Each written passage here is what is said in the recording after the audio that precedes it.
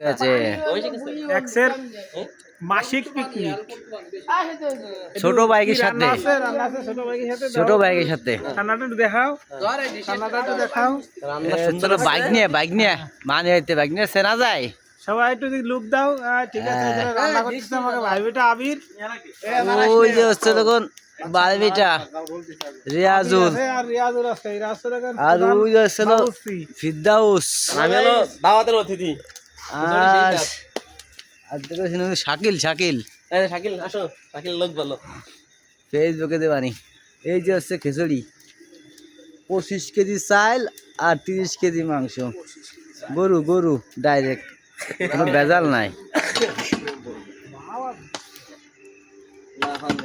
সমস্যা না আগে বলছি যে এত যা লাগে সমস্যা নাই করে যাবা